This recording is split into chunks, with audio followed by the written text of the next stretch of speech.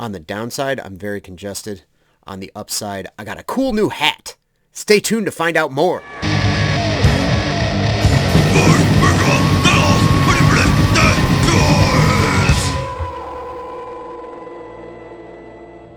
All right, I can't breathe out of one nostril, but let's party regardless. This is Pat.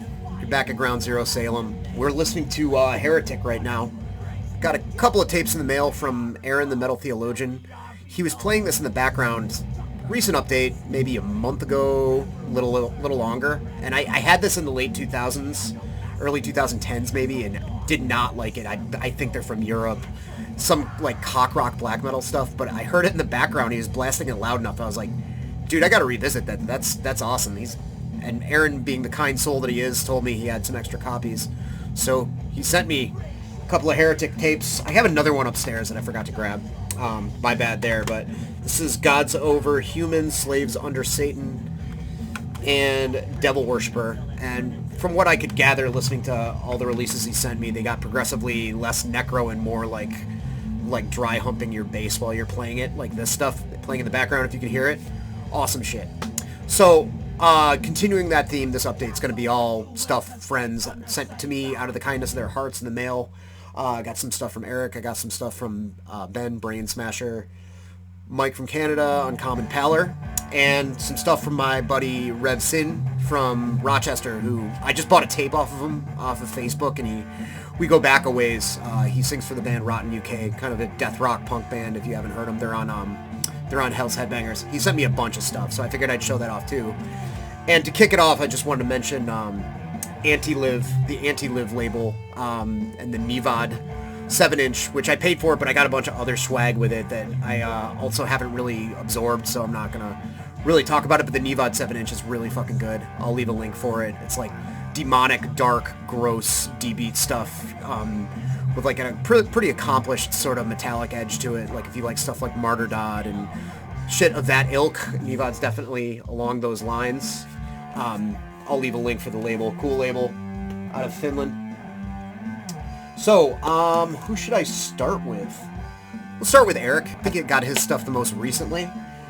He sent me one of his comps that he makes. He does really good CDR comps. This is like hard to find Japanese, Blazing Spirits, hardcore stuff. I'm going to feel like a nincompoop because the name of the first band, I don't know in English what it translates to. It's all kanji. The name of the record is Voice of Fight.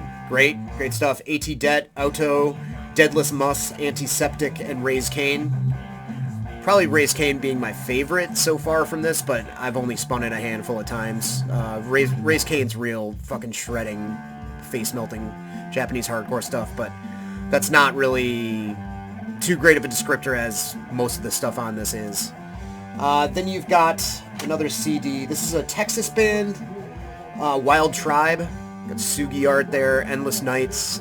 I can't find a date on this, but judging by the fact that there's a blog spot on this and a Geocities page, I'm going to say early 2000s, I'm going to guess. But this is very much like Americans paying tribute to Japanese hardcore, as you can guess. It still sounds like that, like a bunch of American dudes playing Japanese, what they think is Japanese hardcore, but that doesn't mean it's bad. That still sounds awesome. Very tight, slightly metallic. It's got melodic elements, very like driving, fast kind of stuff. Heavy shit. Very good. Also, he sent me this Plague Bearer 7-inch. Pacific Northwest band, Rise of the Goat. This came out on Nuclear Winter Records out of Greece. Sometime in the past decade, I think. Came out in 2006, this Plague Bearer 7-inch, Rise of the Goat. You can maybe assume that with a name like Plague Bearer, it might sound like tank tread, crushing, kind of bolt thrower worship. It seems to kind of have that in spots, but it's also very bestial. There's even a song called Unholy Black Satanic War Metal, so you can draw from that what you will, They seem to wear those influences as well. It's kind of a good Black Death kind of hybrid. Enjoyable for sure. And then last but not least, from the Bauer stuff,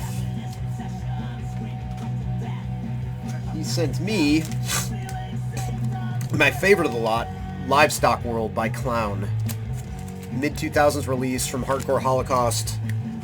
Japanese band. I'd heard of them. I'd never really given them too much of a listen. There's so much Japanese hardcore out there, as we've discussed. This is a nice picture disc. It's got a live shot on the back there. What I like about this band, it kind of reminds me of sort of what Forward has, the Japanese band Forward, that is. The ability to kind of go into, like, I guess 1970s, but, you know, sort of faster hard rock proto-metal elements. And it feels pretty seamless, mixed in with all the blazing sort of hardcore and punk going on with it. There's beautiful Sugi artwork on that. Livestock World by Clown. Great, great release. Eric has sent me Warhead stuff before, which was another band I was unfamiliar with, also with Sugi artwork, also kick-ass Japanese hardcore stuff. So, the dude never fails. Sending me awesome shit. Next up, let's talk about the stuff that the Rev sent me. First up, he sent me, I'm not sure if this is like a 4-track recording or a rehearsal recording. It's pretty raw. New Rotten Stuff, Baphomet Rising demo from 2020. Relatively new. Probably the last thing that they recorded. They're recording a full-length right now. It's cool, he got these tapes, assuming for free. Old Country Church Inc. Just dubbed over these. Sent me a sticker with it. And it's along the lines of the Rotten stuff I've heard before, the full-length and comp songs.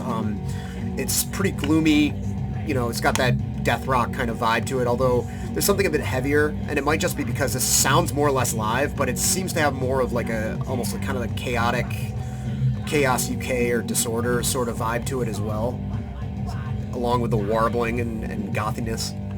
Very cool. He sent me this Human Dissension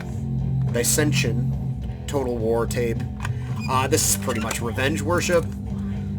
A little bit more together sounding than Revenge to me, but if you know me, you know that that kind of stuff isn't really my thing. This is very well executed for what it is, though. Then there's the tape that I actually bought off of him, which was Morgoth Odium. Yeah, this is not my favorite Morgoth, but I wanted to have it because I still like elements of it. I'm going to turn this autofocus off. Is that driving you crazy? It's driving me crazy. Turn that off. Alright. It's still doing it. Oh well.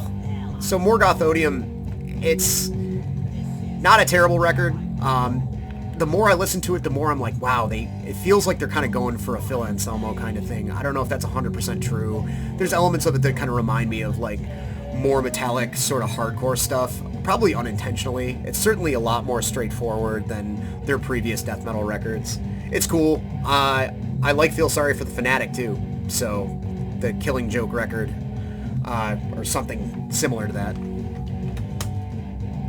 Then I haven't cracked this open yet, but it's an awesome hip-hop mix. Hip-Hop Volume 1, The Bomb. It's got Method Man, Redman, Scarface, The Genius, Fat Joe, Lords of the Underground, Mobb Deep, Raekwon. Those are the biggest names on it. Looking forward to getting into this. Like, I bought some hip-hop tapes recently that I haven't even really had a chance to spin. Some EPMD, Scarface, and Brand Nubian and stuff, so that'll be a fun session to bust those out while hanging out in my kitchen, doing dishes, making dinner and stuff like that. Then, Kryst. K-R-Y-S-T. This is a pretty good little demo. I only spun it once, but I enjoyed it.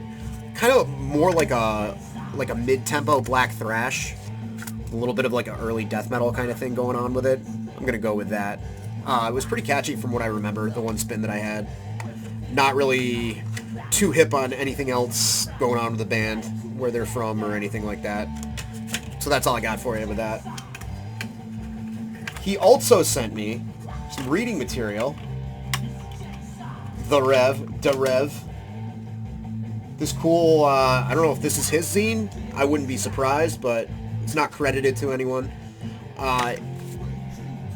Morbid Curiosities. It's a bunch of collections of writing and newspaper clippings about cemeteries. Like all these newspaper clippings about cemetery vandalism and shit like that. Mortuary services, operations, and disasters. This like map of what to do like during a natural disaster, with hospitals and dead people going to cemetery, real dark. God damn. Really interesting zine. But that's cool. And this I was very, very excited about when I opened this up, because I was actually looking at these on eBay, and they're not cheap. Thrasher Comics. I had a bunch of these as a kid when they came out, like in the late 80s. And they're goofy. Like, they're just basically Thrasher trying to sort of do, like, kind of, what would be the word? Thrasher trying to do, like, subversive, like, late 60s comic style, like R. Crumb or something like that, or The Leather Nun or whatever, but just making it about skateboarding. Some of the art is cool. Most of the stories are pretty silly. You know, there's a lot of TNA and scantily clad girls. There's, like, a skateboarding granny. Pure shred Clampett. Yeah, pure nostalgia, because I had 3 or 4 issues of this. And, you know, just lost to the sands of time.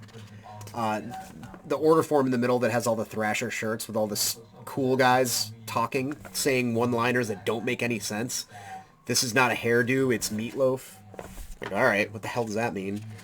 The Seize Control of the skate shirt, I wouldn't mind having one of those. Bit of a hot button topic right now, though. You know, I'm pretty sure that this is... This looks like Robert Williams, but I'm not sure if it is. Kind of looks like an imitator. Yeah, that I loved when I was a kid. When I was like 11, this person being decapitated, trying to skate on the vert ramp. I was so like stoked on anything I could find with gore in it when I was like 11 or 12 years old. Anyway, yeah, great walk through memory lane on that. That was the thing I'm most happy about getting in that package. And, oh, I'm not done yet, actually. I forgot. He sent me a Nunslaughter Flexi of them covering Y by Discharge. That's awesome. I think it's red, the Flexi, if I'm not mistaken. And I kind of glossed over these because I already have them, but I'm going to gift them to someone else. This is very cool. This is an in-Epsy Flexi. Anti-System, which is an extra track from the See You in Hell EP studio session. I think I got one of these from the Rev when they played Salem, when Rotten UK did. But yeah, cool little Flexi there. And then a compilation, the Destroy, Still No King compilation. It's probably just Still No King. The Destroys, I think, are just there for pastiche. But Savage Heads, Rotten UK, Primitive Pact, and Sex Face. Cool comp. Have both of these. Gonna send them to somebody. Probably Hook. Alright, so that actually wraps up all the Redstone stuff. Now, let's get into Mike Uncommon Pallor stuff that he sent me. He sent me this Misanthropic Minds EP, which is fucking great hardcore. Some of the best, like, raw, fast hardcore I've heard in a while. They are Canadian. Funny packaging thing. It was stapled around the record. I had to like almost rip it open to get to it. But just, I mean, the last time I heard anything like this immediate and pissed was, I think, like the Gas Rag stuff. Just like a gnarly bass sound, kind of like screechy, yelly sort of vocals. Quick songs, awesome shit. He also sent me this Seaside Sickness compilation, 7-inch, Canadian bands. Including Misanthropic Minds, as well as Antibodies, Fragment, Dark Dial, Warsh, BDS, and the Bougie Boys, who I really like a lot. Bougie Boys are kind of the standout band on this. Most of the bands on this are kind of fast, hectic, hardcore, not unlike the Misanthropic Minds. Bougie Boys, it's an up-tempo jammer, but they're wearing their influences on their sleeves. You know, they took their name from Devo, so it's kind of egg punk, quote unquote. You know, it's got like some weird keyboard stuff going on and some kind of lo-fi, new wavy influences, and they're really good. I haven't spent any time with the Bougie Boys in a couple of years, but I really like everything they've done. And then this Sudden Impact. He sent me their LP first, like last year, and that was a little bit more metal than this, only slightly. It's not like straight up crossover or anything, but it's super tight, and you know, some of the pickings kind of triple picked and stuff like that.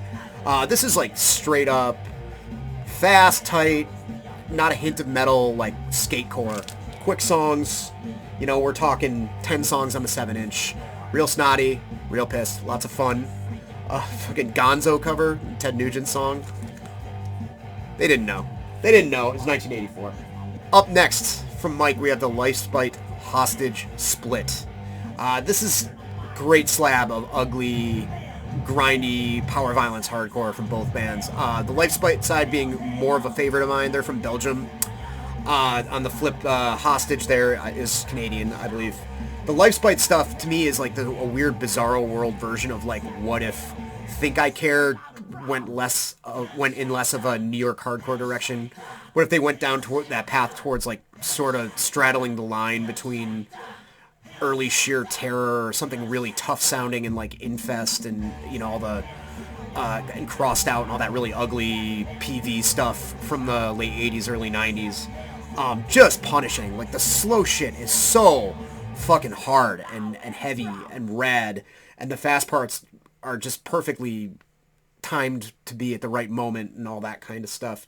The Hostage stuff is a little bit more grindy, a little bit more like kind of death metal-y, and is also very, very good. A lot of, you know, blink and you miss it quick, kind of power violence grind. Great split LP. And last but not least, let's get into the Benjamin J. Smasher pile of compact discs that he has sent to me. First up is this is so good. Are you sure you didn't send this by mistake, Ben? This is really good. I've been wanting to hear this for a while because I love Divine Eve, and this band grew out of Divine Eve. I think it's most of the same members, and they changed their name, moved from Texas to California. This came out in 97. It was reissued by Dark Descent sometime in the past 10 years. This is a great record. Purgatory's Reign by Crimson Relic.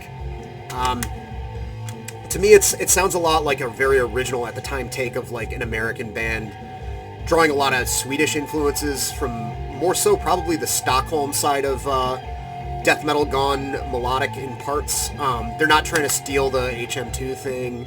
They have their own kind of like probably carefully thought out approach to guitar tone and stuff like that. It's pretty grisly regardless, and there's also a fair amount of like traditional heavy metal influencing the riffs on it. Just very sonically accomplished and catchy stuff. Very fucking good. I like this record a lot. Finally glad I got a hold of it because I haven't listened to Divine Eve in a while, but I really like that band's stuff a lot too. They were a bit more doomy from what I remember. A little bit more God Macabre, like along those lines. Then, what is this? Warplague and Pork Delicatessen. Yeah, this wasn't for me. Pretty much straight up noise grind, real harsh, like, you know, speaker mesh getting sliced open, contact mic set on fire, grindcore kind of stuff. It's cool, you know, just not my thing. Maybe at some point, you never know, but Pork Delicatessen. This, however, this is a lot of fun. Alienation Mental and Malignant Tumor. Both are kind of like death grind, gore grind sort of bands from Eastern Europe. I want to say they're both Czech. Yeah, Czech Republic. I have some Alienation Mental stuff. Their album Ball Spouter, that is excellent as well. That's weird because it's got one or two tracks on it that are almost kind of funky, like almost kind of nu metal, but mixed with like bordering on slam gore grind stuff and like obscene extreme fest, baby. Makes weird stuff happen. This is a little bit more straightforward, but they still have some oddness going on. They do a good cover of Big God Rape Souls by Fear Factory and Corporal Jigsaw Quandary. Malignant Tumor's a little bit more grindy, you know, quicker, shorter songs, but nice and gurgly, nice and gross. Then it just so happened the week that I got this in the mail, this is Rot, they're a grindcore band from Brazil, Sociopathic Behavior. I bought a lot on eBay for cheap for a couple of other releases that came with 2 other Rot CDs. So I now own 70 minutes per CD, like 200 minutes of lo-fi grind from Brazil. It's not bad. The riffs are pretty good. You know, they're not Napalm Death, but who is? You know, pretty great, like raw grind. It's kind of, you know, if you like Agathocles or something like that, it's along those lines. But what I can't figure out with like all these bands that put out these full-length CDs, like why make it over 20 minutes? You know, 20 minutes is perfect. Maybe 25, you're pushing it if you have a really good songcraft. But over that, I don't know. Not even sure how long this actually is. Maybe it just felt longer. I don't know. Sounds like I'm bashing it, but I'm not. I do think this band's cool. I'm just not in the grindiest of moods lately. Unless... Talking about some Catheter. This is a great band. Southwest band. Not just grind. You know, a lot of hardcore in there, some sludge. I didn't know they had so many records. This is the only one I didn't have, I think. This is called Dimension 308. Came out on Self-Made God. Ben also sent me another one that I already had, but I already have it, and I've talked about it, so I'm going to talk about this one.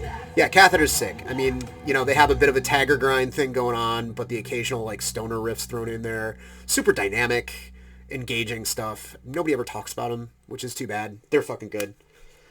And this is a CDR demo, Bane of Existence.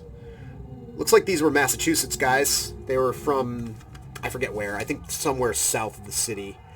This was recorded at Ultrasound Studios in Hanover, Mass. Not sure if they were from there or not. But this is great, like, early 2000s brutal death metal. Kind of slammy, but not too much. You know, you could see them playing with, like, a lot of the bands that were from this area. I'm sure they played gigs with Eternal Suffering and bands like that. I'm sure they fit right in, you know, at, like, the Palladium upstairs, you know, opening for Internal Bleeding and that kind of thing. And I love stuff like this. This is super fun, you know, like death metal that a lot of hardcore kids probably liked at the time. You know, that kind of shit. Very good. And then count them, 2 Mortuary Drape CDs. And a band that I kind of like put off checking out for a while. You know, I know that they were a renowned Italian kind of first wave black metal and spirits, kind of gloomy sort of band, kind of pretty unique into their own realm. I got Into the Drape CD a while ago, and Ben was like, oh yeah, you like that stuff? I'm not really into it. I'm going to send you their shit. And this is awesome. I mean, it's much along the same way. There's just cemetery fog all over it in terms of atmosphere. Super creepy, crypty, just vampiric, sort of like early speed metal and Celtic Frost, but, you know, a big sense of foreboding. It's just very Italian. There's something inexplicably like European and mysterious about it, and it's great. Oh, one last bonus thing that I forgot to mention. This was part of the mic thing. I forgot to talk about it. Probably the cherry on the sundae of all the free stuff I've gotten in the mail over the past couple of months. God damn ye merry gentlemen. Mike sent me this stuff like right before Christmas. That's how long I've been sitting on it. This is a compilation of 4 grind bands, so it's all of like maybe 5 minutes long. Grind bands just covering Christmas songs. It starts out with Total Fucking Destruction doing Simply Having a Wonderful Christmas Time, the Paul McCartney song. Vesication doing Joy to the World. Antithesis doing Holly Jolly Christmas. Clown Baby doing Jingle Bell Grind. And that's exactly what I'm describing to you is exactly how it sounds. It's grind bands covering Christmas songs. Great at any holiday party. Throw it on while you're photocopying your ass. And of course we got from Mike, Merry Xmas, you magnificent bastard, along with a cool flyer, which he tends to send me. Him and Roy from Roy, who makes the t-shirts down in New York there, always send, Roy Necroharmonic, always send me these great reproductions of flyers, and I never have any place to put them. I just file them away. One of these days I'll have a proper amount of wall space that isn't completely overtaken by records. Well, that's it for now. I hope everyone has a good week. Party on, subscribe, like, all that stuff if you want. Peace.